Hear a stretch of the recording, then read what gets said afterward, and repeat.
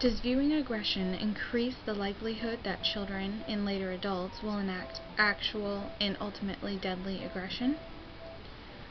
May 2010, 11-year-old Jordan Brown was charged with shooting his father's girlfriend, who was 8 months pregnant, in the back of the head. After the killing, Jordan Brown got on the bus to his 5th grade class. Jordan Brown's father used to practice shooting and got him a shotgun for Christmas. Only weeks before the shooting, Jordan Brown won a turkey shooting, beating several adults. I chose to speak about children's exposure to the media because I feel passionately about it, and it irritates me when I have family members allowing their children to watch violent TV shows, video games, and watch their parents learn behavior. I watched a video last week of my brother and his 14-month-old baby boy play Call of Duty together. In the video, my brother exclaimed how his son had shot him, and he just laughed. I also noticed how my nephew goes around with a fake gun making shooting noises and headbutts a lot, which I believe is the result of watching in his exposure to violence. The first stage of moral development is called heteronomous morality, which lasts from about age 4 till about age 7.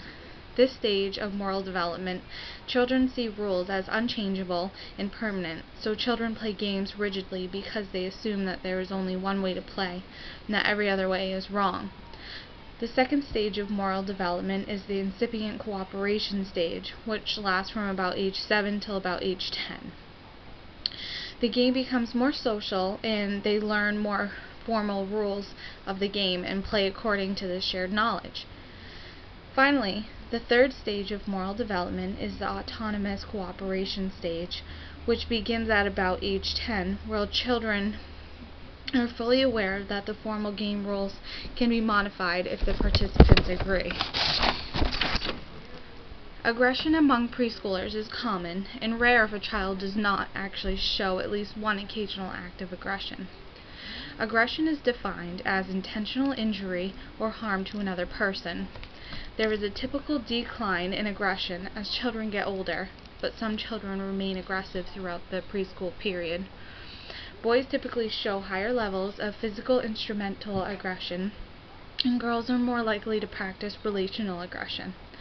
Instrumental aggression is aggression that is motivated by the desire to obtain a concrete goal, like a boy wanting to play with a desirable toy that another child is enjoying.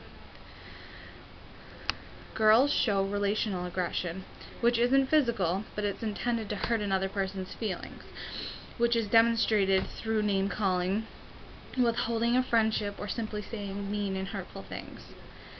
Some theoreticians suggest that behaving aggressively is instinctual and is largely a learned behavior.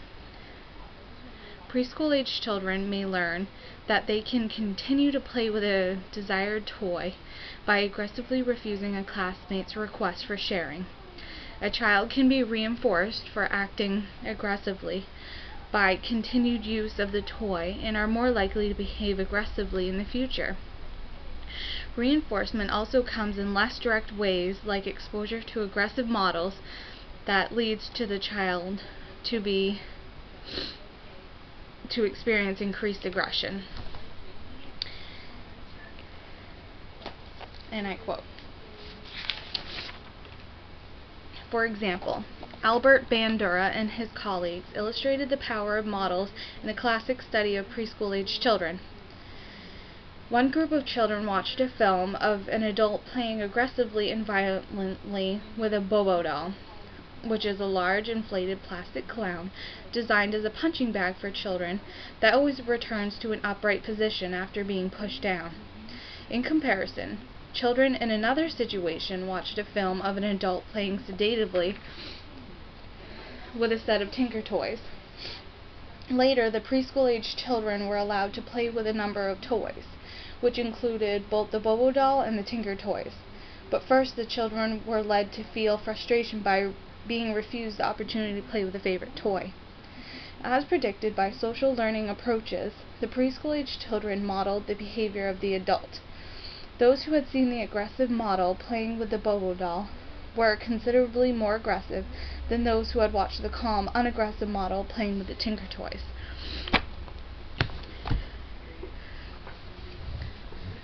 One-third of children in some urban neighborhoods have seen a homicide.